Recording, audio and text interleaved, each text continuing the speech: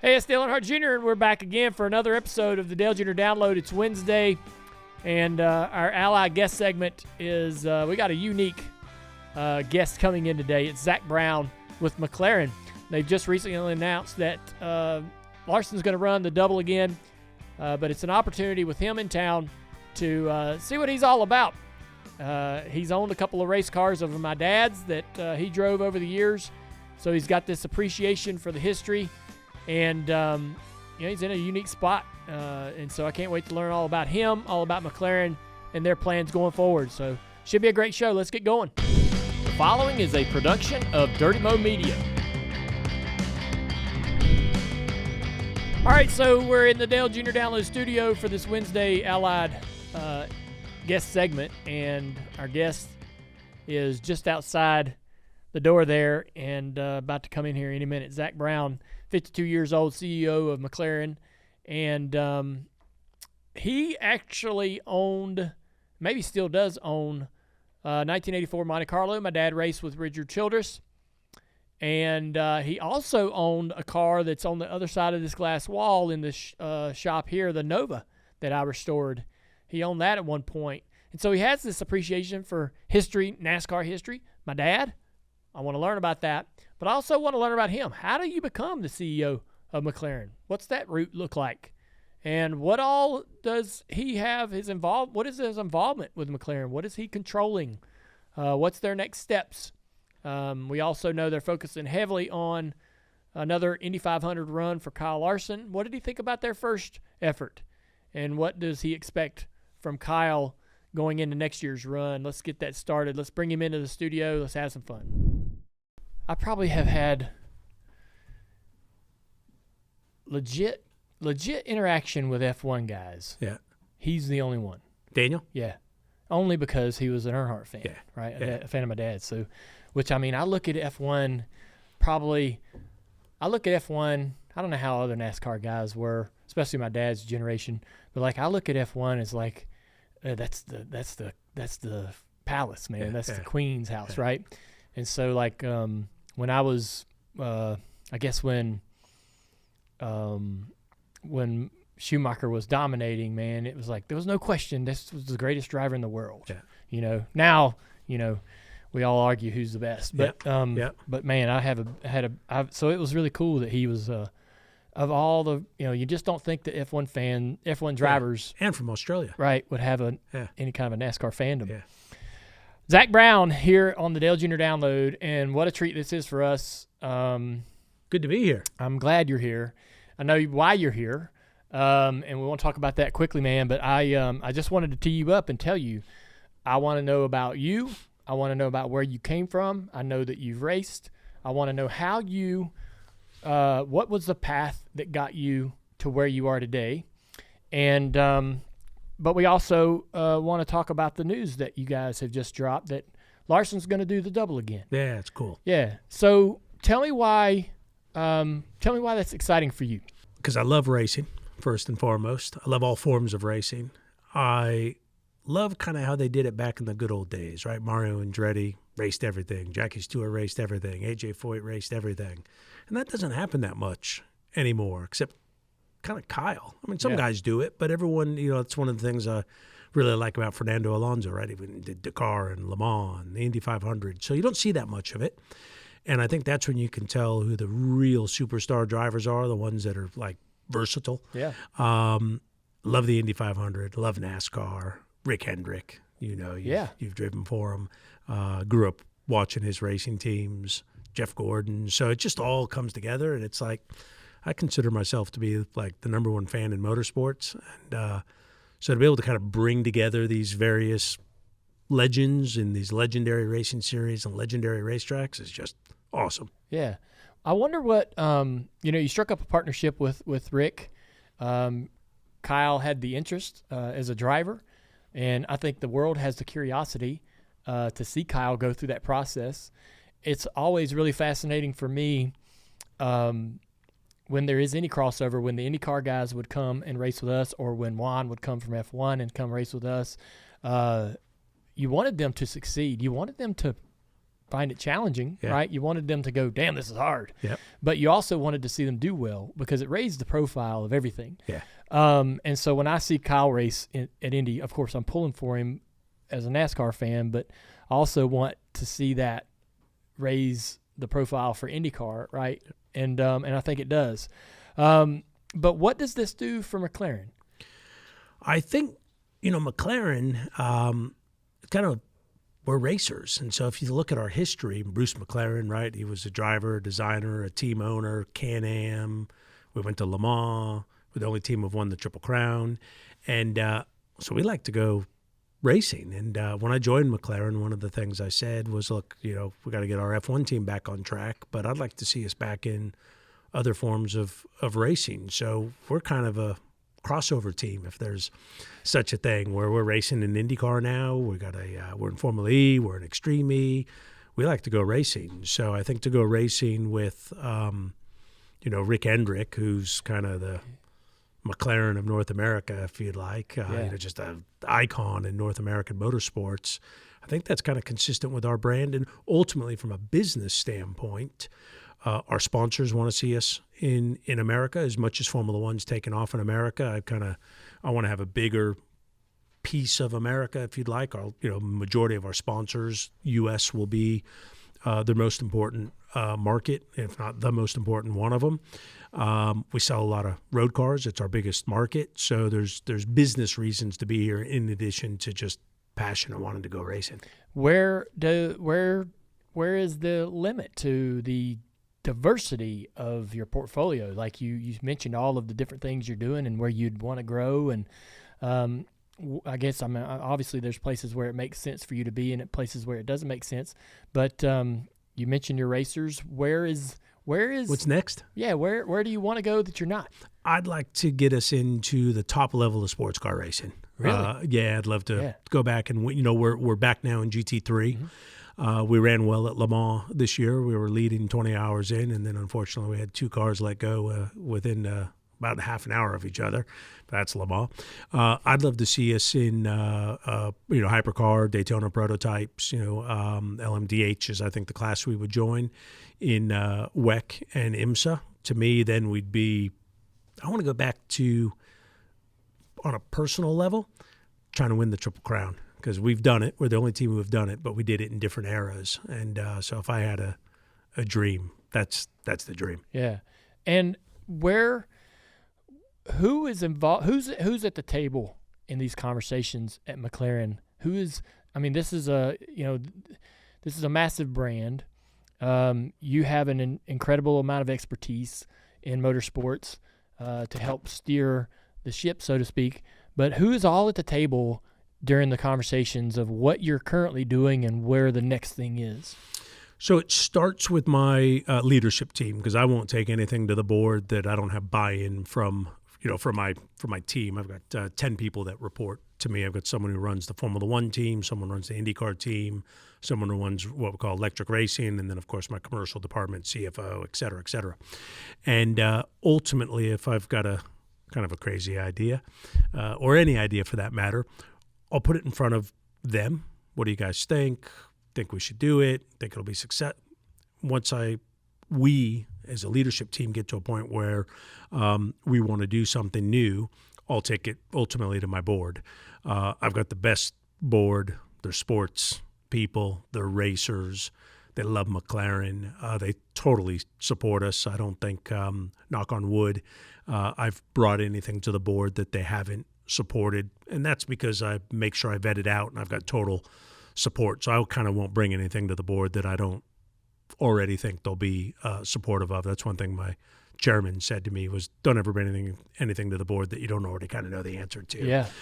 So we get it all vetted out. All the racing activities need to stand on their own 2 feet. We're in business. We don't get I don't get money from McLaren Group like a Mercedes or a big OEM. So I've got to make sure the IndyCar team stands on its own 2 feet. Yep. Wow. So I've got to kind of make sure everything has a business to it.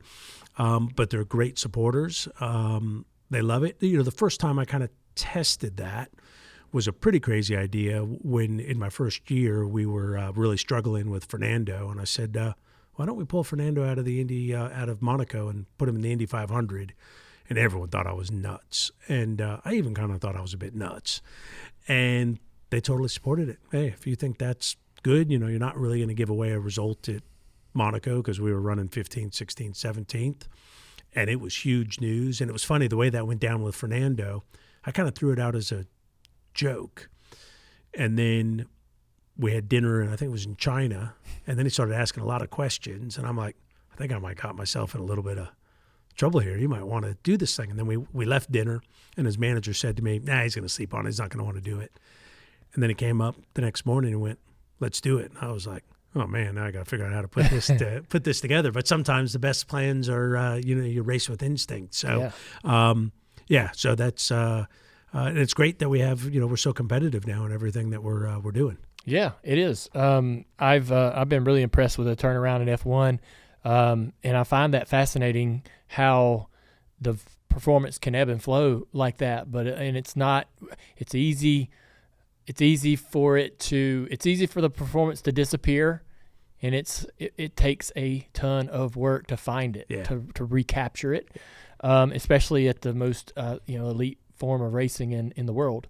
And I can't have you here and not ask you, for McLaren, for that business model, and with everything happening in NASCAR with charters and the conversation around the charters finally getting signed and there being this sort of at least a plan in the future for a team owner or anybody wanting to invest in the series, is there any interest in NASCAR? I'm certain that you personally have interest in it because I know that you follow the sport, but what would that look like for McLaren?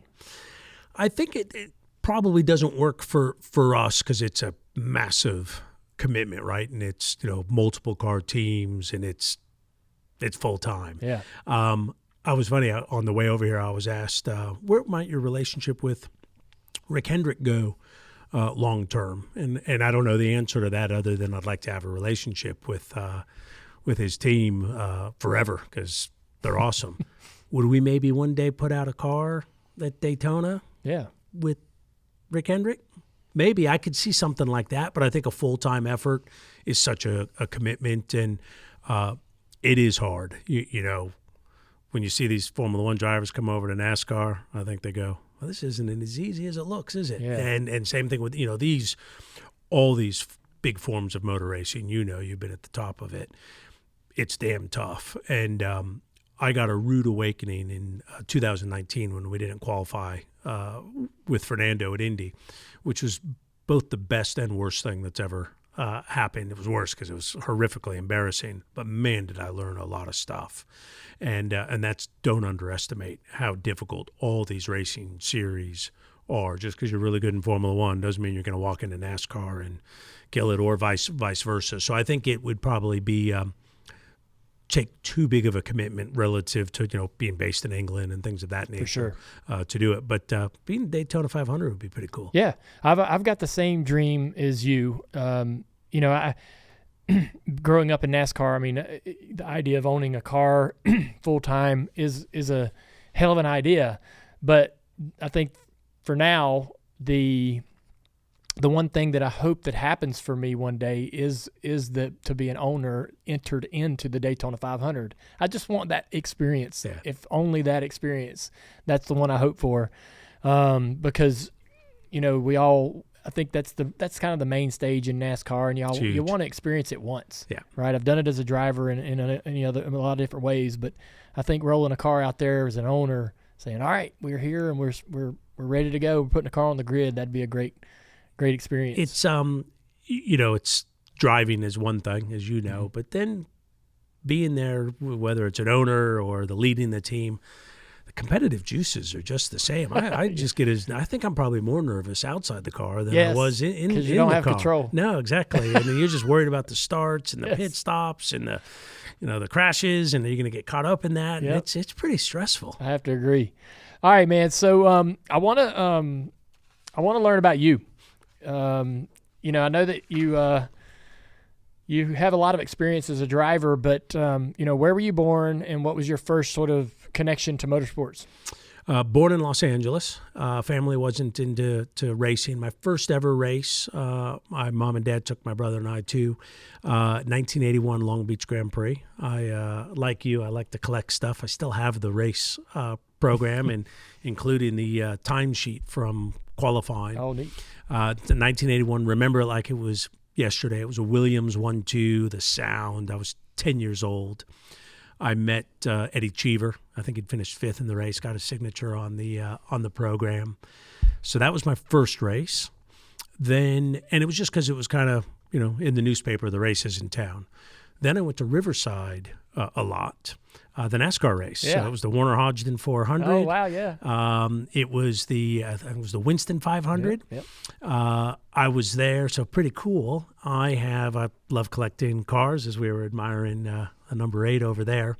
So I have your Pop's car, which was 84, 85, which he won 5-6 races in, but it started off as Ricky Rudd's car, which was his first win at Riverside in 83, which I was at. Yeah. So it's like, and it was a Piedmont car. So Yes. I've obviously left it in your Pop's Wrangler because that was the more iconic. So I did that. And then I used to go to Pomona for the drag races all the time because that was nearby. And then Tony Nancy's, I don't know if you remember Tony Nancy, big famous drag racer, kind of right before the Dawn the Snake and the Mongoose. His drag racing team was walking distance from my house. So I used to walk to his house or his shop all the time. So I just loved cars. Then in how I actually got started. So then that was my passion. So I just loved cars. And then in high school, prior to that, I was on Teen Week, Wheel of Fortune at 13 years old. How does that happen? So why did you? So yeah, that was a strange one. So Wheel of Fortune would go around to all the schools, and you'd sign up. And I remember my buddy Amani Smith was like, "Let's go try out to get on Wheel of Fortune." And I was like, "Yeah, okay." So there's like 200 people from all these different local schools. Then you would do effectively like a hangman type contest that you had to kind of 10 seconds and just figure out, can you actually play the game? Then they'd kick out about 150 people. Then you'd be down to 50 people. Then you'd have to stand up and talk so they could kind of get a sense for how you're going to do on TV. Then they'd invite you back, and it would kind of go from being in the local city to broader. So it was quite a hard thing to get on. And then eventually they called and they went, "You're on." They call your house? They call the house and they say. And this is in 1984. How old are you? I'm 13 at the time. Did your parents probably are helpful, supportive, excited, right? They know kind of like they've got to get you there, right? Yep, exactly. So then get on and I win. Wait. So how you ride over to where they film the studio? Yeah. How far is that from where? It's actually in L.A. Close, so right? it's not far away. And the at whole all. get up. Yep, the whole thing. The old Pat Sajak, Vanna White. Yeah. What was she like? They were cool. Yeah. I mean, they were kind of the rock stars. Vanna White was a big deal, right? 100%. Especially way back then. Yeah, and then when you go on, they shoot 5 effectively a week, so 5 shows, 15 people, but then they bring an extra person for each one of the shows in case there's some rules. So if my parents say something to me in the audience to help me, right, pick an A, they kick you out. So there's a substitute for each show in case someone gets busted cheating. Right. So I didn't cheat. And so you're standing up there. How hard is it to spin that wheel? The wheel's pretty big, pretty heavy. Pretty heavy. It looks like it. Pretty heavy. Yeah. And then you have they put all the letters up, and then they flip the letters up as you call them, so you can kind of start to do a kind of a process of elimination. And then it looked like you look at this carousel of gifts. You actually look at a whiteboard, and they've got all the prizes lined up in order of price, and when you win, they cross out what you can't afford. So as a 13-year-old, I just went straight to the what's the most expensive thing I can afford? Yeah, and it was a Cartier watch, which would be nice today, but 13 years old, it's like, what do you want a bunch of Cartier watches for? You don't want that. I don't want that. Yeah, but too late because that's what I got. Yeah, and so I won the first 2 rounds. Wild Bill Hickok, who I still don't really kind of know who he is, and the Smurfs. So I won the first 2 rounds. That was the answers? Those were the answers. How did you get that? Well, Wild Bill Hickok I got because the lady before me, I think she might have thought it was Wild Bill Hickory because she had like Wild Bill, but she didn't have the K's. Okay. And when I spun, I kind of looked. It's like you kind of process of elimination. Yeah. It's like K looks like a popular letter, and it popped up, and it was like. And then they always say to you, you got to make sure you pronounce it right. So when I did it, I was like Wild Bill Hickok. And then the Smurfs, I think, was fictional characters. That one was easier to figure out. And then I went and sold the watches at a pawn shop. Then my buddy in high school raced. We went back to the Long Beach Grand Prix. What did you get for the watches? You remember? A couple grand. Okay. A couple grand. So I did all right. I'm not sure, like, pawn shops are supposed to be buying from kids at 15 years old, but hey, probably a little different today. And then I met Mario Andretti at the Long Beach Grand Prix. I was terrified to say anything to him, so the only thing I said to him was, how do you get started in racing? And he said, go-karts. And there was an ad for Jim Hall Kart Racing School in the program. So I saw that, sold the watches, went to the karting school, and then won in karting, and then kind of stopped. You gave him your $2,000? Gave him my $2,000. What did that get you? That got me the regular course, the advanced course, and then I bought my first go-kart. Okay. And then I would stick it in the back of a Volkswagen Jetta. You'd have to take the wheels off and kind of cram it in a certain way. And then got pretty good. So then Where did you race? Oxnard, Riverside, Bakersfield, all like Richie Hearn. Remember Richie Hearn? I remember the name. And Scott Pruitt. Yes, Scott was before my time, but he was kind of the California legend. How are you having success? Your family's not involved in it. Who is helping you with this general knowledge? So Pitt's Performance, who's no longer around, that was the kart shop. And so I was never great at school. I mean, maybe I would have been good, but I didn't go. Because I couldn't sit still, history and all this stuff it's like, I want to go racing. Yeah. So I kind of did a deal with the kart shop that I'd work at the kart shop and then I'd get all my stuff. And that's how I started racing karts and had a lot of success in karts. And then my mom's a travel agent. I wanted to go race in Europe. I wanted to be a Formula One driver. Knew nothing about sponsorship. But she, being a travel agent, found someone at TWA Airlines that liked racing. They gave me a bunch of airline tickets. I would then go to companies and say, give me $50,000, $100,000 to go racing, and I'll also give you $50,000 in value of TWA airline tickets, and that's how I got going in the sponsorship business. Holy moly. Yeah. Stumbled across it. Right. And how old were you at this point? I would have been 17, 18. What, did you finish high school? Yes, but I never went to my graduation, nor have seen my certificate, so I hesitate because I've been told I've graduated. But you don't have any confirmation. I don't actually have any proof. What about your college education? None. Doesn't exist. None. And so what you've done with yourself was all out of common sense. Most of the time. Yeah, and just general passion and want to. Passion. Pretty impressive. So you would get involved and so you wanted to race and you figured out how to make it work. You found these partnerships and found the way to be able to afford to race your go-karts. And how did that progress from there? So then got a deal to race in Europe.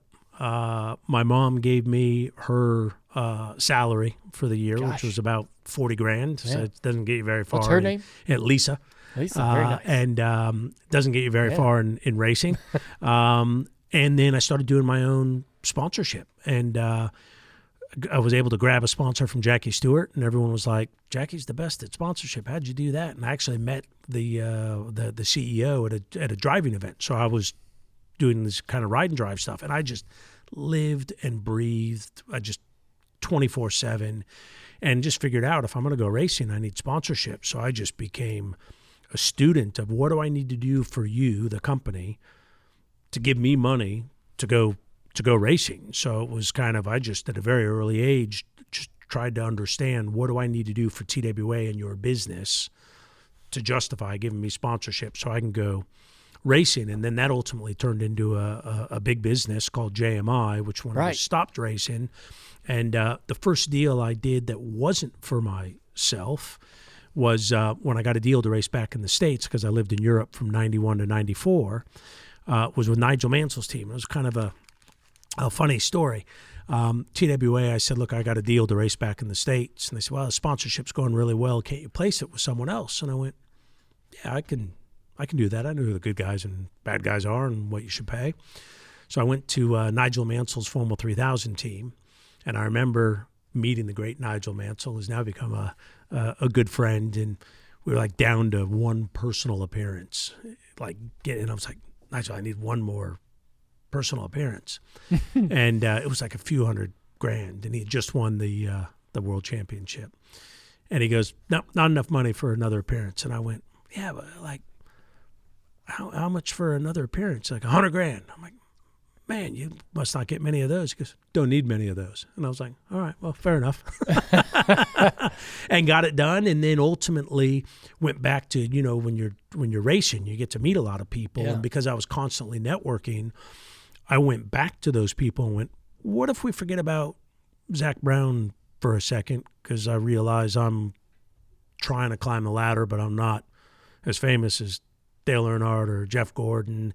And so I went back to these people and said, what if I could kind of take you anywhere in motorsports? And then all of a sudden, business took off. How hard was it, though, to set aside your own enjoyment? That was difficult. Right? It was difficult because I had a lot of people telling me, Zach, you're a better sales and marketing guy than driver. And as a driver, that's the last thing sure. you want to hear.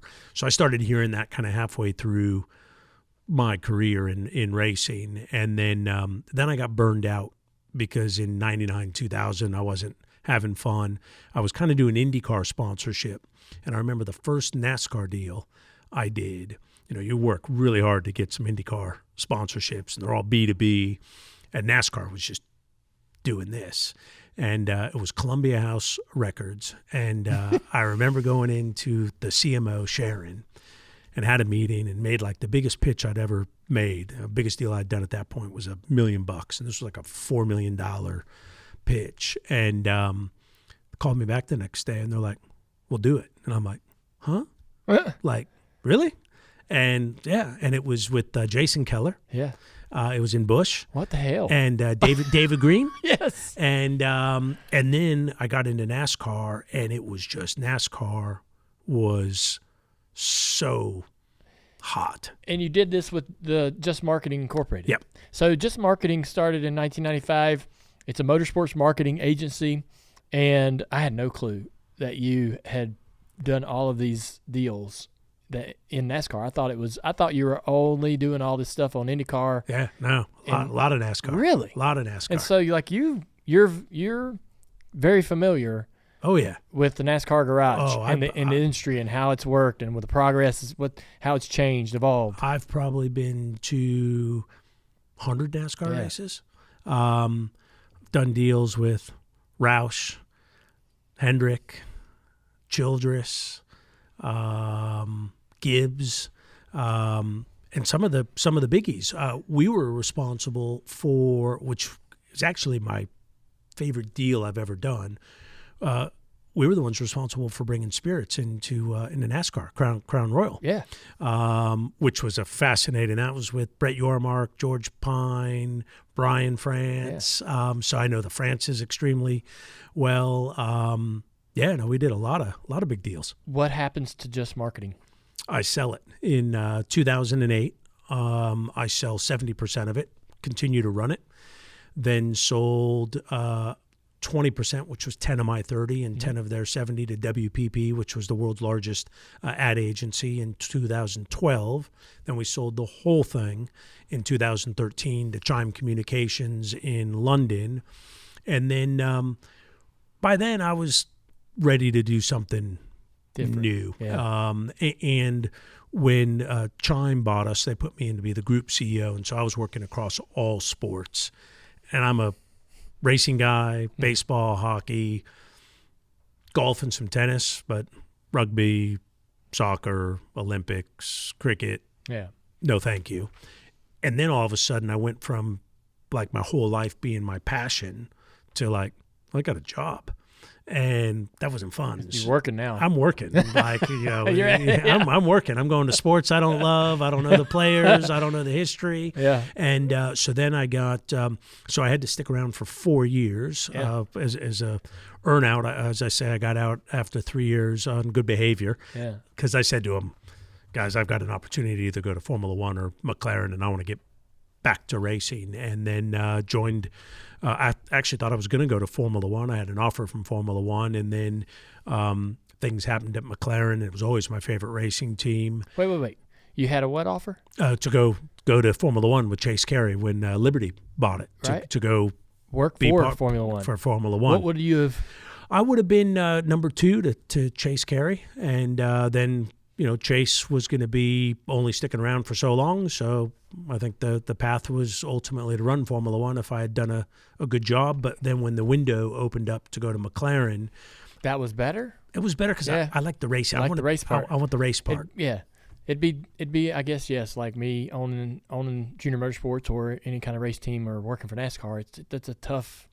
I mean, it's a luxury and problem to have. Yeah. Which one are you going to do? But I like competing. I like competing. Yes. I like competing. Gosh, I'm going to tell you right now, I've kind of got, and you probably have too, I've seen what it's like a little bit on that side of the organization, the organizing body. I don't know if I want any of that. Yeah. Right? It's all headache. It's politics. You don't win. Yeah, no, right? no one. Even when you do everything right. Yeah, this guy thinks crickets. you're doing a good job. This guy quiet. doesn't think. Nobody says anything brutal. when the day goes well. Yeah, it's only brutal. when it doesn't. It's brutal. It is rough. I don't want to discount your driving career, man. You won some races, 22 races between 86 and 1990. You won 22 races. You finished second in class in GT2 at Daytona in the 2024 race. I mean, in the 24-hour race at Daytona in 97. Second at the 12 hours of Sebring. Yeah, that was a good race. I mean, no, I had some good results. Yeah. I was never in great equipment, so I always kind of felt, and that was what kept me going. Yeah. Was I never felt I was in the same equipment Dario Franchitti was in, and so you always kind of go like, how good am I? But until you're in the best equipment, you don't. Do you remember who were your favorite teammates? I mean, in those races, the 12 hours, the 24 hours, you're working with co-drivers. Always found that fascinating. Yeah. I think probably my favorite one is we finished 4th overall at Daytona in either 12 or 13. So I was kind of done. We did a little bit of a comeback with Martin Brundle, Mark Blundell, and Mark Patterson. That was cool because Martin Brundle, in particular, was someone I grew up watching and going like, this guy's a Formula One driver and he's a world champion in sports cars. And so actually to be like in debriefs with him, that was cool. So I enjoyed more of my races at the end when I kind of didn't have anything left to prove than when I was in the heat of the battle. And then the guys that I raced against, and they were just in a different league. Juan Pablo Montoya, Dario Franchitti, Helio Castroneves, Kenny Brack. I mean, you could see him on the track and be like, I don't think I can do what he did. And then I think you'd see it enough, and then you eventually go, I just don't have Juan Pablo Montoya's talent. Yeah. I don't think many people in the world do. Yeah, he was pretty awesome. Yeah, he was. I got to ask you, though, how was the idea of going to – when you got the opportunity or got introduced to the idea of working with McLaren, what was the specific position? So they brought me – so you had Ron Dennis, who's, legend of the sport and the team, who there was a big falling out with all the shareholders, and so ultimately they bought him out. They brought me in initially as executive director, as kind of the boss, but let the racing team kind of race a little bit. So it wasn't totally clear. They had big financial issues. So I think they first and foremost thought, here's a guy who can fix our financial issues and run a business. But does he actually really know how to run a racing team? I still don't know how to run a racing team. What I know how to do is hire people that know how to run racing teams. But then I started bringing in the sponsorship, but the team wasn't performing. And so ultimately Sheikh Mohammed, our chairman at the time. Is it only an F1 team at this point? At this point, it's only an F1 team. Okay. And then so our chairman said, you know what, let's just give the keys to Zach so we have total clarity. So even though the guy that was running the Formula One team reported to me, I kind of let him do his thing. Then once they made me CEO, which was a year later, then it was like, all right, the buck stops with you. And then that gave me the confidence to kind of really lean in. But it was intimidating. I was just going to, that was my question. So how daunting was this idea? Listen, I mean, you appear at this point to be in total confidence and control, right? And you've got a great 8 years later, a great vision, right? You got this great vision, and you've charted all these new paths for McLaren. But in the moment when you're being brought on board, how intimidating and daunting was the task? Not only that you would be put in a position to try to succeed, but where they were as a brand and the performance, and how are you going to be the guy to fix it? Yeah, it was. So we were 9th in the championship, the worst year in the history of McLaren. We had about $35 million in sponsorship. What did you need? Couple hundred. Yeah. Now we're up over 300 just in Formula One. Jeez. So I mean, it's nice. It's been awesome. Yes. We got the best brands in the world on our race car, and not much real estate left. I was comfortable leading a group of 1,300 people because I had come from that. What I wasn't comfortable was standing in front of a racing team and they all get around. I think it helped that I raced, so I had some street credibility, because you know what racers are like, especially racing teams. If you show up and you're in a suit and tie, they're like, who is this guy? So I had some street credibility. A lot of people at McLaren knew me or of me because I'd been doing a lot of business, but they knew me as a commercial guy. And then there'd been a revolving door of team bosses there. There'd been 5 and 7 years. So I think there was a big, like, well, let's see how long this guy lasts. So I knew the best impact, the quickest impact I could have would be on the sponsorship side, to start getting the team the resources it needed to, get the best drivers, get new wind tunnels, things of that nature. I changed the leadership team. Some I promoted from within. Others were some people that I'd worked with before. Others were just new hires, because you can't do this stuff by yourself. And I think I've got the best leadership team in Formula One. I think they do a wonderful job. Andrea, our team principal, likes to use the phrase world championship material. And I think my CFO is awesome. My head of HR is awesome. My comms, et cetera. So I needed to kind of build out the leadership team, and then we just stayed the course. And it wasn't easy. I wasn't used to the kind of social media abuse. Here's a McLaren, and oh yeah, people are expecting us to be what I grew up watching, the team winning, and we're running around in 15th, 16th place. So that was, you got to kind of ignore that. So it was pretty tough, but I felt like, I think things in business and life are about momentum. So I knew if I could get some positive momentum, and then once I got the kind of the snowball rolling the right way, it just started gathering pace. And now all of a sudden, sitting here, this is my 8th season. Feels like it's gone pretty quick. The first 2 years felt like 8 years. Yeah. But 8 years now kind of feels like 2 years now that things are going well. So I understand NASCAR. I understand. I can, if you ask me a team's history and their performance and the ebb and flow of their performance, I could tell you why I think that they had the seasons they had, and success and failure.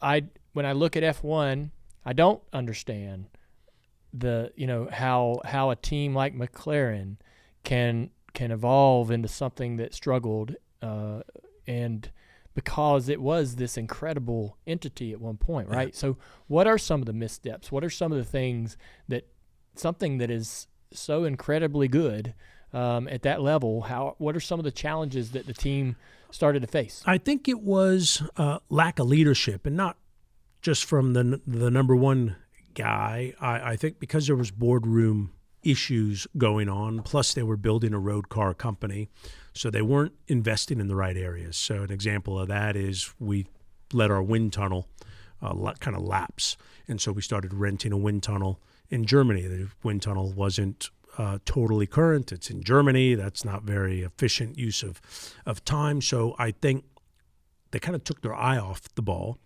Then any sports team, if you're not having success, keeping morale up, yeah, and keeping people up, and and because it had been gone on for a while, right? We were very successful in 2012, but we hadn't won a race since 2012. And then when I entered was our worst year yet. So morale was terrible. sponsors were gone, Yeah. results were gone, fans were pissed off. Like, it was bad, even worse than I thought it was. And I also knew, like, wait a minute, we've won 20 world championships. And so there's got to be a lot of talent in this place. They must know how to win, but, they need a good leader. I think it's just like any racing team or sports team. It's like, it's all culture. Yeah. So I tried to get people to kind of buy in and believe, rebuild trust, because there was a lot of finger pointing going on, a lot of lack of trust. At the same time, then bring in money. So we now have a new wind tunnel, a new simulator, a new manufacturing unit. So we were technically behind, and then the team wasn't cohesive. And that started with just a lack of leadership. And it wasn't the leader's fault. The leader was changing all the time. They literally had 5 different ones. So I think any business, if you've kind of like, who's the boss this week, how do you get any of that, momentum? So that's what we have now. We've caught up on all our technology. We've got 2 awesome drivers where it's a happy environment, and we've unlocked the potential of the people, which we're all sitting there. And I think the difference between Formula One and maybe IndyCar and NASCAR and some of these other forms of racing is once you've built a good car or a bad car, you're kind of stuck with that, and you can modify it along the way. Where in IndyCar, we can be first one weekend and just get the setup wrong and be 15th the following weekend, but then fix it. Formula One, once you've got a bad car, you got to live with that car all year and try and improve it. And that becomes frustrating because you show up every weekend going, we've got no chance to win. Yeah. And that's pretty demoralizing, and I'm glad we're not in that zone at the moment, but we need to stay on it because we see how quickly the sport moves. Yeah, it can fall apart in a day. Yeah, 100%. It takes 8 years to build it. Yeah, it sure does. You sign an extension, or you're currently under contract through 2030? They're stuck with me for a while. That must feel good. I love it. Right? I love it. That they've got this belief and commitment? Yeah. Yeah, I've said to them, it's not my last contract, it's my next contract. If they would have said 2040, I've did JMI, just marketing, for 20 years. Prior to that, I'm as far as I'm concerned, I'm sticking at McLaren until the lights go off or until they kick me out. And you talked about being able to build the team back and being a competitive team. You're sitting second in points with Lando. Yep. You got a shot at it. We do. We do. What needs to happen? So there's 2, right? So you've got the Constructors' Championship. We're 8 points behind Red Bull. Ferrari's not far behind, 31 points, and they're looking strong. So I think you got a 3-way fight for the Constructors' Championship. The last time we won that was 1998. So that's pretty awesome. And then our drivers are 2nd and 4th. Max is a pretty awesome racing driver. We'll let the debate continue between Kyle and Max. I've got it on my list, right? You'll let it continue. You won't weigh in. No, exactly. And so, we got 8 races to go plus 3 sprints, which is the equivalent of nine races. He's 60-plus points behind. It's a pretty tall order. There's only 3 drivers that have come from this far back this time of the year to do it, but we're going to give it everything we've got. Oscar's going to do everything he can to help. Oscar is, I'm fortunate I got 2 number 1 drivers. They're both awesome, but Lando's now in a position where, he can mathematically see it, smell it. So we're going to work as a team to see what we can do to help put Lando, and we're going to kind of do it a race at a time. If in 2 races we've closed the gap, we'll keep working as a team. If in a couple races Max has won a couple, Lando's got a DNF, and it's kind of mathematically out, then we'll go back to let him go, because we let him go in Monza. That didn't work out great for us as a team, right? We entered turn 4 first and second. We came out first and third. That's not what you want as a team in the Constructors. So it's one of these things where you've got people on the couch with the beer telling us how to run the team. Oh yeah, and it's not quite that easy. Especially when you got 2 drivers that are number 1 drivers. And so, we're racers. So we're like, hey, let the boys race. They didn't touch each other. That's the rule. Don't take each other out, but they race each other hard. But then you got to look at the Drivers' Championship now that we're getting closer down. So it's, it's pretty tricky because you want to do right by both drivers. No driver wants to play a supporting role, but Oscar's going to have a long career, going to win a lot of races. He's a future world champion, and he knows just the way the points are at the moment that Lando could, might need some help, and he's prepared to help because both those guys are sticking around at McLaren for a long time. There was a moment, or there was a long period of time where it seemed like Max was untouchable. Yeah. And then one weekend, you guys came to the racetrack with equal pace. Yeah. What I want to know, I guess, after all these years, when that moment happened, set the tone of relief that you might have had. I know you were probably expecting, as the updates are coming and the team's improving, you're expecting to see it. But when it goes to the racetrack and actually happens, is a different thing. And it was, a lot of people wondered if it was a one-time deal, right? Me too. Right? Yeah. And it's not, right? You come back and every week you're like, yep. So talk about that relief and how thankful you were for that that performance to finally start playing out. So it was a little bit of disbelief at first for a lot of people. Yeah, because it was you do get into the is it track specific? Are the drivers just good around here? Does it suit? So you kind of need to see it happen especially when you were as bruised as we were, right? Because we weren't just off the pace. We were bad. We were 9th in the championship. So that scars you for a while, and it's pretty deep. So when we started our upgrade program, the first race was Austria. This was in 23 because we had a terrible start to 23 and made a lot of changes.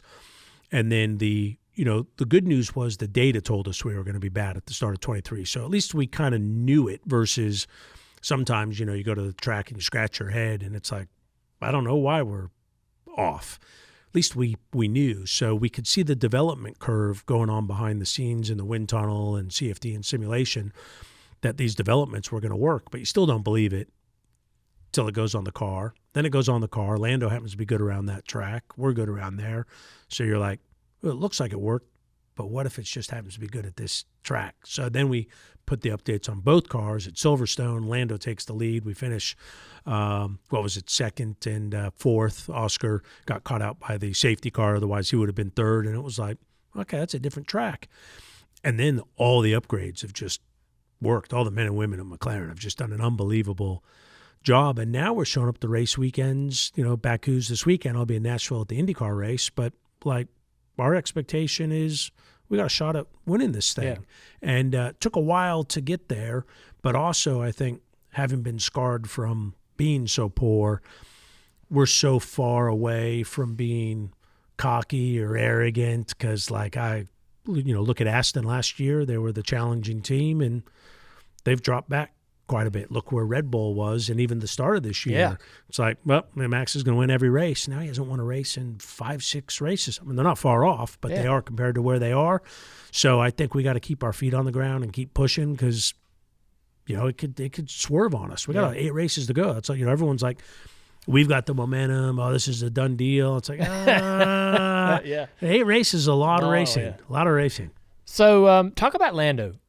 He's a fascinating guy, a lot of young guy, sim racer, which I love. But he's everybody knew his talent, and everybody expected him to realize that talent at some point. But talk about him and I guess his maturity at such a young age. He's great. He's just what you see on TV is exactly what you get. He's shy in many ways. He's also funny, but he doesn't try and be funny, which I think is what makes him funny. Yeah. He's a very nice guy. He's unbelievably fast and naturally talented when you see him in the car, just kind of how quick he is in the wet, how quickly he learns a new track. I think he's a little too hard on himself. If he's not happy with his performance, I think he's too critical of himself. He needs to I could have done better and move on, but he'll kind of wear his heart on his sleeve, which is great because he's a genuine guy. But the things he thinks he made a mistake on, I think, aren't that big compared to what he thinks they are. So I think that will come with some more maturity.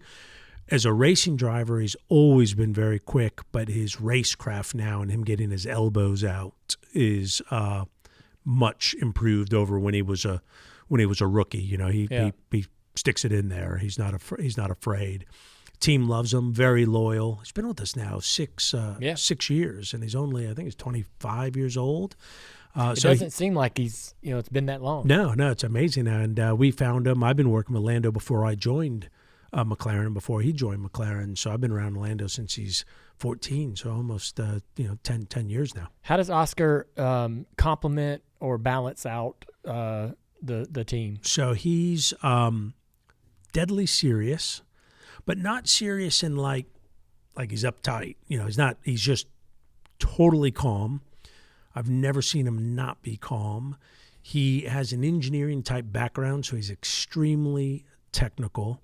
He's very brave. When you look at his speed traces, his big corners, it's a few times I've seen Lando go like, how do you do that? So he's, and you don't see it out of his, he's not one of these guys who walks around talking about, I took that corner flat, but he took that corner flat. So very technical, unbelievably quick, very aggressive. Where I'm seeing him mature is Lando's tire management is awesome. Oscar, because he's kind of big and brave, you can take too much out of the tires, and it's such a tire game now in Formula One because we're usually just doing one stop, and if you kind of bring the tires in too quickly, you can ruin your race. And unlike in IndyCar or NASCAR, where you have a lot of pit stops where it's like if you use your tires up, you can kind of get a reset. If you get your tire strategy wrong in Formula One, you can ruin your race. So as a rookie, he didn't have the same level of finesse as Lando just due to lack of experience. And now I'm seeing his race pace and his tire management is on par with Lando. So I got two drivers now that second part of the season have been equal in points. So it's pretty awesome, but also causes some stress because you got two drivers that want to be number one, and someone's got to beat someone, but they're behaving really well. We see that, and I watch that from my position in the United States, and I watch the F1. The relationship between the two drivers has always been interesting to me because it can get contentious, it can get difficult, very competitive, but they're maybe not for every team, but in over the past several decades, it appeared there was an A driver and a B driver, right? And it was very difficult for the B driver to accept his position. And we never really necessarily dealt with that in NASCAR, right? The teams had a little more, I don't know, the teams just seemed to have a little more freedom to like be in control of how they approached a race weekend. And it was just so different from my vantage point, so that I've always felt that fascinating. But I think with having raced, that helps me in the garage with the drivers because you know what it's like. There's a time and a place, and I'm a believer of if you can't fix it immediately, you maybe don't need to deal with it immediately, right? The driver takes the helmet off, a lot of adrenaline going on, a lot of emotion going on. Don't say anything to them unless you have to at that moment. And so our guys get along great. But we got to kind of stay on top of that because they want to beat you. I remember my teammates. I hated my teammates. I wanted to beat them more than anyone else. So I know that killer instinct is in there, and we just need to make sure that they know what's best for each other as a harmonious team, and that's what we've got. And I think we're fortunate we've got two characters like we do because I think we can manage both of them. Talk about the IndyCar program because you mentioned when you came into IndyCar there was some big disappointments early on, but the teams progressed and it's a contender now. You went from entering a couple of events a year and struggling to come and show up and have the pace to having a full car team, multiple drivers, and now doing the double with one of NASCAR's best drivers in Kyle Larson in a very short period of time. Talk about the progression of that team, how you built that out. So we acquired Schmidt-Peterson, which we felt had the good kind of bones of a race team, good people, but a small operation, two cars, and then we were able to bring our brand by the team, and we've now been in a few years. We won 3 races this year. We Indy we were leading the last lap.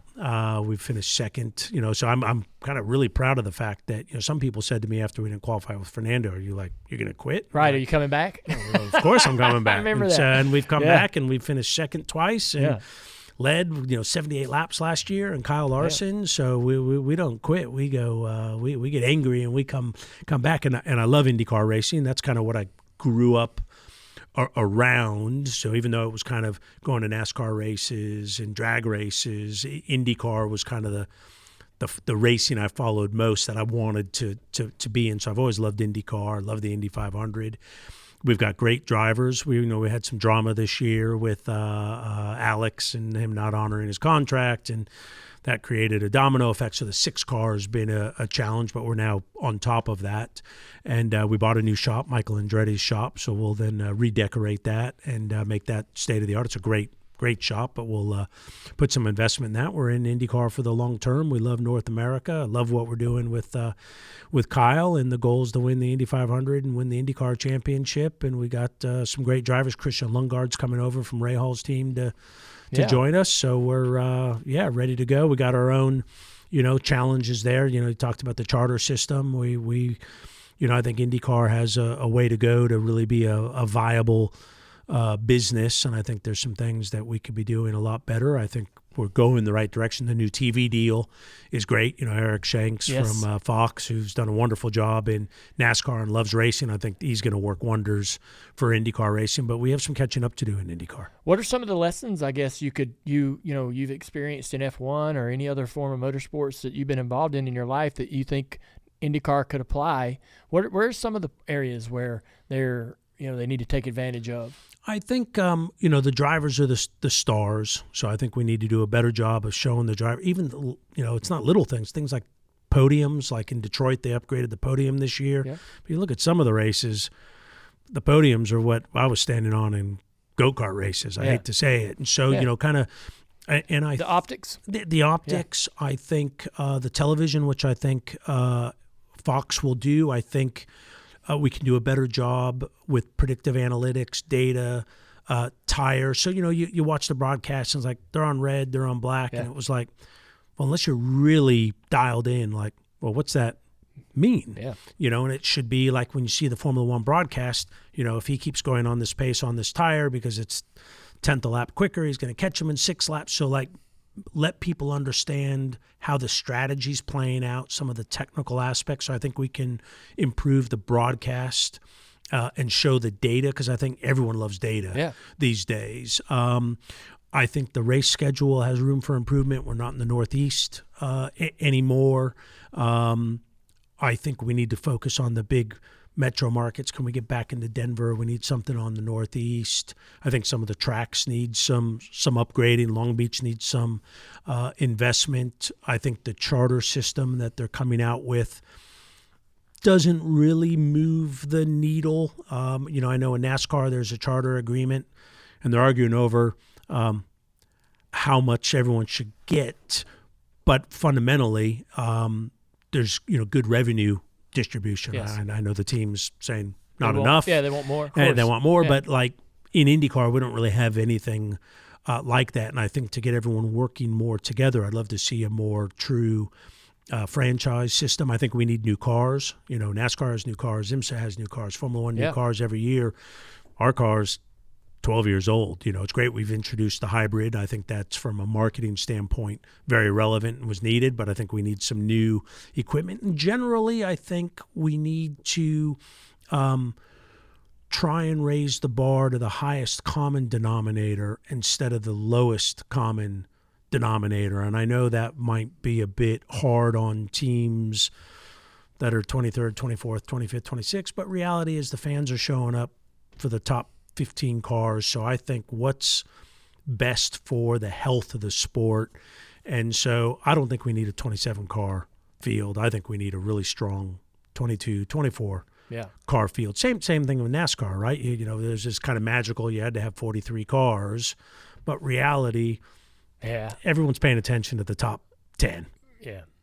Well, I will have to say I want to compliment IndyCar, and I've said this before, but I had a chance to, and it goes along with your opinions on it.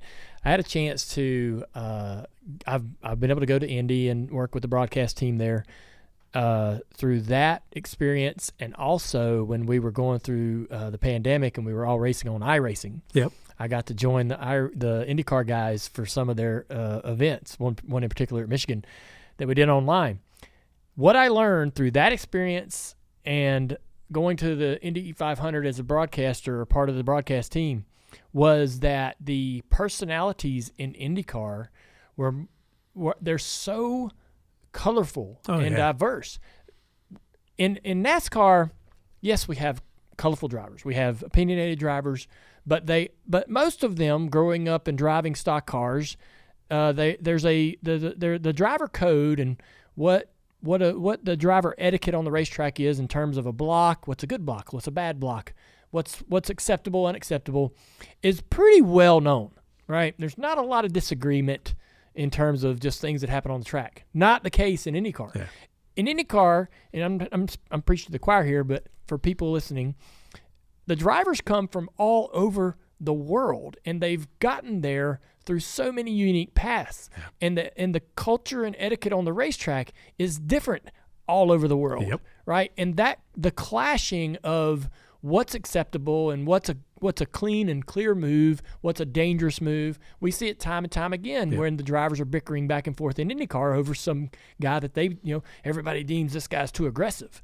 And so I love it. And I think that IndyCar could bank on the colorfulness of the personalities. For sure. Will Power could, he's awesome. He keeps it churned up all the time. The dude is awesome. The racing is second to none. Yeah. It's all there. It's all there. So otherwise we wouldn't be in it. Yeah. But, kind of like racing teams, I'm kind of never satisfied. I kind of like, we can do better next time. Yeah. We can do better next. And I just think there's a lot of areas that we can do better, and I think we will do better. I think the new TV deal is awesome, but the racing's great. The Indianapolis 500. I mean, the brand is huge, right, around the world. Even if someone doesn't necessarily know what's going on in today's IndyCar, if I've always kind of done the, flipping to the TV channel. It's like, what's that? I can't tell what that sporting. Like when you see IndyCar, no one goes like, what is that? Right. Everybody knows IndyCar. Yeah. Everybody knows NASCAR,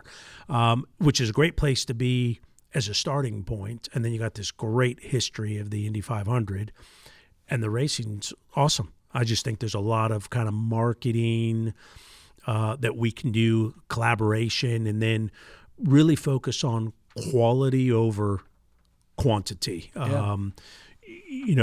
Some of the tracks, Detroit this year, there was a lot of passes, but half the race was under yellow. Yeah. And that's not, we want quality passes, quality racing, not just quantity. Yeah. So NASCAR is going to Mexico next year. Yep. There's going to be something that's pretty unique or exciting for you guys. Pato O'Ward's going to run some practice. He certainly is, yeah. But he's going to be driving one of the McLaren F1 cars. Yep. He's going to do a free practice one in Mexico in end of October. Yeah. He did for us last year, so he's one of our reserve drivers. We want him to get through the IndyCar season. So he's tested our Formula One car a bunch. He's a huge talent, and it'll be massive news in Mexico, which is great. I mean, obviously there was the whole fiasco a week or two ago, and I'm going to be wearing my Pato Who hat this weekend for some fun. Yes. But he's huge. I mean, when I go to Mexico, Formula E races there, Formula One, I got people shouting at me, bring Pato, bring Pato. So it'll be great to put him out in free practice one. That'll be big news. And, if we can get him in the Xfinity race. I heard about that. That would be cool. I love that stuff. So I'd love to see Pato do that. Right now it conflicts. Mm-hmm. So I don't know what the schedule will look like in 26, but maybe that, kind of talking through what else can we do with Hendrick Motorsport. Maybe there's something, Pato at the Daytona 500. How cool would that be? That would be cool. I'm sure Rick would do anything you wanted. Yeah. I want to ask you also, the Netflix show Drive to Survive was massive for F1. Still feeling the residual effects of that. NASCAR now has a similar effort. We had the season last year. We thought it went well. What have you learned from that experience through the F1, and what is some advice, I guess, you could put on the NASCAR industry, people like myself or the fans, as we go through that same process? Yeah, it's been unbelievable for our sport. Shocking how huge it has been. At the first year, Mercedes and Ferrari didn't participate, and I think they got a lot of grief over that because of the amount of exposure. Gunter became a legend in Formula One. I think what it showed was how people consume our sport for different reasons.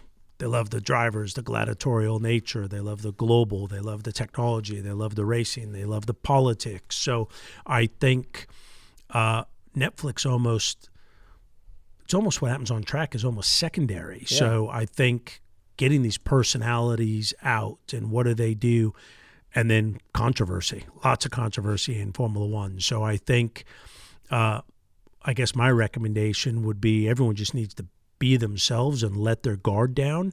Netflix kind of never let us down. They weren't trying to kind of catch us out, but they did a great job of blending in. They're in team gear. Yeah. They use these huge long booms, and we'll kind of forget they're there. So there's really no kind of acting that goes on. A few of the guys you can see when the camera comes around, they change their behavior a little bit, but just kind of be yourself and let the fans want to see the talking and then the punch ups and the politics and I think that's what they did a great job of capturing and kind of embrace it and let them see. And this was a big problem in Formula One, which is when Liberty came in and bought it, changed the mindset.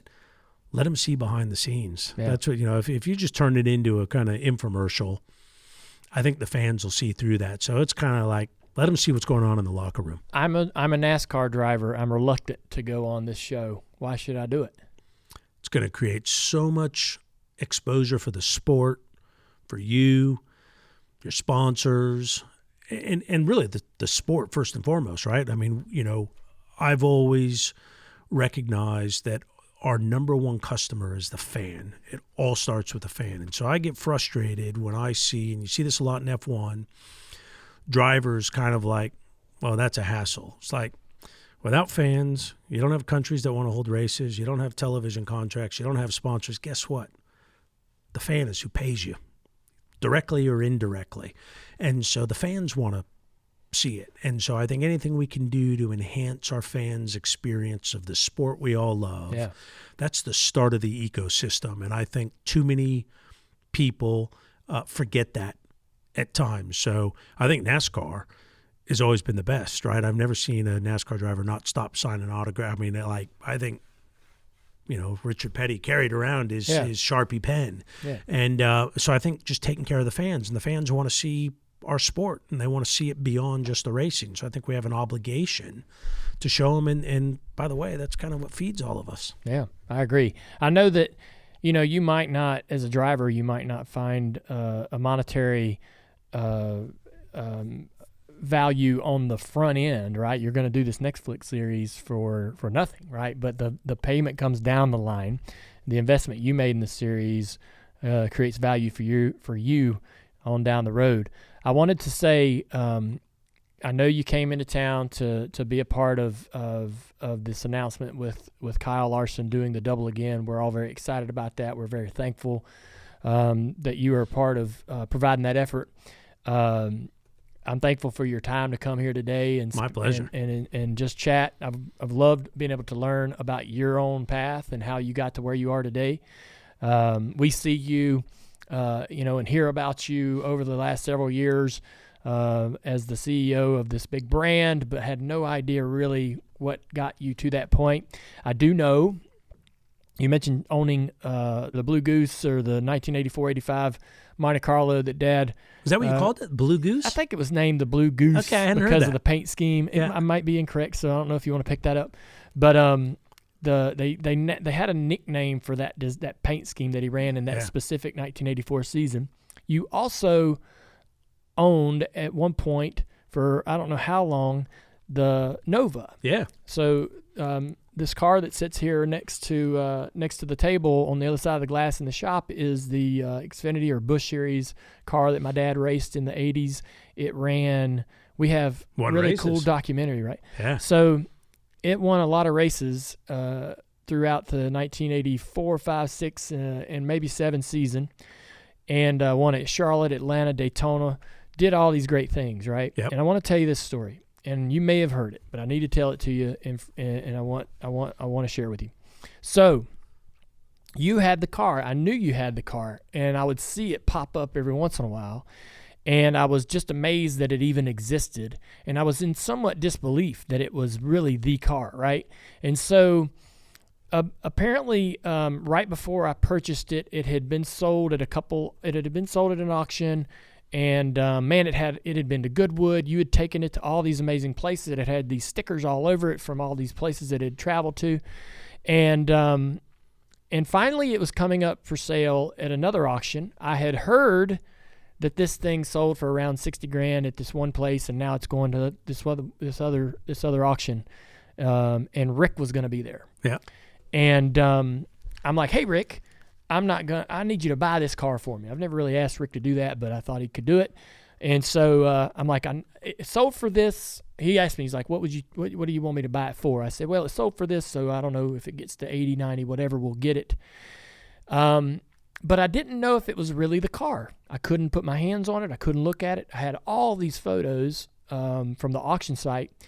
My uncle, Robert G., that still works here at Junior Motorsports, hung the original body on that car. Obviously, I have access to Tony Uri Sr. that built the car and worked on it many times. So I'm showing them all these pictures, and both of them are going, yeah, it looks like it. It looks like it. And I'm not like, I need a 100%, right? I'm going to spend $80,000 on this thing. Yep. And how in the hell can I find for sure? Now, it had this homemade drive shaft hoop. The car went to the racetrack without a drive shaft hoop in it, and NASCAR said, don't bring it back unless it has the drive shaft hoop. And I remember being at the shop in Memaw's garage out back behind Memaw's house when the car was there, and watching Dad hammer this drive shaft hoop out of a stick of steel, right? And he heated it up and bends this hoop and puts the hoop in there and says, all right, we're good. And so it still had that cool hoop written on it. And it was unpainted. It was original. It had these writings on there and all this. So they were like, well, it does have that drive shaft hoop your dad made. That is in there. So that's kind of an official. But I had no idea how to really truly know. All right. And coincidentally, my mother was fighting cancer. We were at her home. We were spending a ton of time with her around this period of time. And I was sitting in her kitchen with my brother-in-law, LW, and Rick has bought the car. The car is now at my house. Rick bought the car for $180,000. Yeah. Like twice what I thought we were going to pay for it. He even called me and said, I got the car. And I was like, awesome. He goes, I had to pay a lot for it. I was like, well, how much? When he told me, I hit the floor because now I'm really nervous. Is it the car? Is it the car? I'm freaking out because if it's not the car, oh my God, I've really now paid a lot. Yes, I paid a ton for not the car. I'm sitting there in my mom's house and I'm looking at all these pictures. I've got a million pictures of this car from its inception when it was built up until it was sold at this auction. I mean, just decades of photos. Trying to figure out if I can find a fingerprint to know. And there's a picture of me taken when I was 12 years old, sitting in the car in the garage at a racetrack, and the photographer took the photo from the passenger side, and I'm just in the car pretending to drive it, right, as a little kid. Yeah. And I was just staring at that photo, and it dawned on me that the radio box was mounted in that car on the A-post and riveted to a sheet of steel that went from the top door bar to the top of the sheet metal door on the car, the door top. And so I'm thinking to myself, holy shit, if this is the car, those holes should still be there. Now, maybe that tin's been replaced on the door top, but this door bar, this A-post would still be original and those holes would be there. And so I ran down to my shop about a half a mile, and I walk into that shop and walk over to that car, and my heart was pounding. And I peeked in there, and the sheet metal is original. The two holes are sitting there, and the two holes are on that A-post. And it was cocked. It was cocked in an odd manner. Somebody hurriedly mounted this thing, so it was in a unique sort of imperfect way. And I'm like, it's the car. No Unbelievable. question. So there were a lot of markings that we learned also that you may already know, because I know you probably did your own homework. Dad would get in his cars, and he had this, he had that old style seat that we talked about. He would take a dolly hammer, just a ball peen dolly hammer, and hammer the shit out of the floorboard. Didn't care what it looked like. He beat the floorboard down as far as it could go before it would contact the trailing arm to get the seat as low as possible. Yeah. He'd cut the bottom corner out of the right side of the seat and literally not patch it.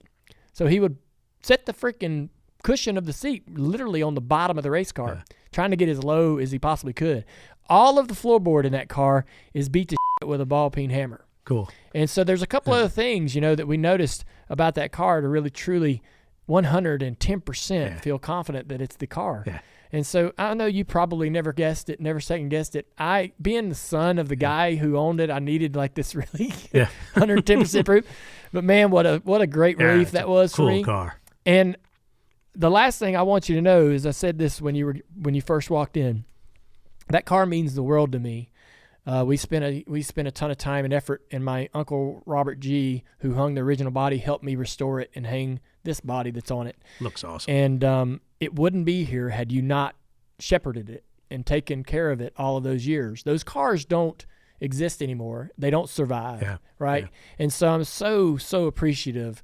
If you do anything else for me in my life, it'll never mean more That's awesome. than what you did for this car, so that I now have it. It wouldn't be here today. That's awesome. And so I'm thankful for you and your passion and your love for racing. I'm thankful that you invested in that and took care of that while you had it. Now I got my Wrangler car. Yeah, and now you have the Wrangler car. But, man, I apprate you. Thanks for coming today. Thank you very much. Thanks for having me on. It's been a pleasure. Love talking racing. I do too, man, and I hope you'll come back and join us again after you win your F1 championship. That's the plan. Come join us in an F1 race. That is something that I badly want to do. I've never been to an F1. I've got to do it. You have to do it. So maybe we can find one on the calendar that works out. I'd love to come. Come, Danny. Yeah, it would make my day to be there. Sounds good. All right, bud. Awesome. Thank you. Cheers. Zach Brown on the Dale Jr. Download. All right, so that's the Zach Brown interview. I really enjoyed that. I think that was a good. I'll just go ahead and say I think it's a good listen. You let us know, but we sit here and we talk to NASCAR guys. I could do it all day, every day, but it's fun every once in a while to kind of learn something new and see the world from a different point of view. And hey, man, Zach had a little more NASCAR in him than I thought. I was a little surprised to learn that he had been involved in putting together some partnerships and deals and had some experience in and around the NASCAR garage and industry. So I found that fascinating. The Formula One deal, I know that things are a little different these days, but back when McLaren and Ferrari were really going at it, and Mika Hakkinen and all of that, I was watching in awe of the battle that they were having with Michael Schumacher, and those days it was like there was just those two teams were just head and shoulders above everybody else. And so I've sort of always had this I've always kind of held F1 at a certain level and up on this sort of pedestal. And it's hard for me to admit that as a big fan of NASCAR, because in my mind, I just think NASCAR and stock car racing and cars with fenders and going to this local track in Florence, South Carolina and racing my late model stock car is the greatest thing on earth. To me, it is. But F1, I'm trying to think of a good analogy, but I've always looked at F1 as sort of this mythical almost, thing that maybe I'd never actually experience or see, right? Even as a fan and an observer. So it was really cool to sit down with somebody who's so connected to that world and really learn about it, and see if I can't get myself to an F1 race at some point, man. But just really cool to see how he grew up and how he grew up in motorsports, how he came to terms with his own driving career and how his passion and ambition really drove him to where he is today, running McLaren. I mean, the guy, I maybe it's not too strong of a word, barely graduated high school. Yeah, one of those guys that just kind of he made it work off of intuition, common sense. I think getting yourself a great education is always important. Certainly, but there are those outliers like I'll go to Dad, right? Quit high school in 8th grade. Shouldn't have amounted to nothing. But over, having intuition and common sense and being able to, to reason and charm and manage not only a conversation one-on-one, but in a group setting, a boardroom, and Dad could do it. And the room changed when he walked in it. And our room changed today, I think, when Zach walked in here. You could, and just sitting here talking to him, man. Guy had, I asked him everything I did, and not once did he chill or take any kind of a awkward stance, he was open to discussing anything. It was great, so I appreciate that. We're thankful for Ally bringing us these guest segments every single week, and they brought us another ally in Zach Brown. We are better friends now than we were before the conversation happened, and me and him had been pretty connected. We were, because of the cars that he has owned and owns currently that my dad raced, the Nova and now the Monte Carlo from 1984. We have texted back and forth a few times, and so we've communicated before in the past, but never had met. And man, just a cool dude. So I'm thankful that we were able to get him here, and we have to thank Ally for providing us that opportunity. Whether you're saving for that next vacation, maybe you're saving to throw your kid a birthday party, or you're saving for that honeymoon that you're going to go on after your wedding. Whatever it may be, we're all better off with an Ally. All right, it's time for the white flag here, and great show today. Great week here at Dale Jr. Download, but also a lot of the shows that have come out over the past couple of days. Sunday, the Teardown with Jeff Gluck and Jordan Bianchi. They covered the racing in Atlanta and all the things happening in the sport with the charter agreement, some teams signing, some not. We hear their opinions and what they think happens going forward. Actions Detrimental with Denny Hamlin and Door Bumper Clear both dropped Monday. Two great shows. Yesterday we dropped Dirty Air, where we covered our reactions to the Atlanta race and everything else going on in the sport. We had Joey Logano, race winner, call in. Dropping today, Speed Street with Connor Daly and Chase Holden. Connor Daly is going to help us go through the final few weeks of the IndyCar season. It is here. The championship weekend is upon us. Connor Daly is now back in the series as a driver, so that Speed Street episode should set us up perfectly for what to expect this coming weekend. Tomorrow, DJD Reloaded with Ask Junior and more, and Dirty Modo, all the great bets coming up for the Watkins Glen weekend from Steve Letarte and the gang. We've got a 5-star Apple review from Lance Made Me Do It. I've been listening to DJD for years, having spent a few summers with my grandfather in Kentucky. Hearing the older Southern accents from the guests takes me back to those days. Dale has ascended his post-driving career to a content-producing pillar of the NASCAR community. I really appreciate that, Lance. I'm glad you're enjoying what we're doing here. We have as much fun putting all this together as you do consuming it. So we'll keep doing what we're doing and keep bringing us those reviews, good and bad. We can take the criticism. It's helpful, and hopefully everybody has a great week. We'll see you later.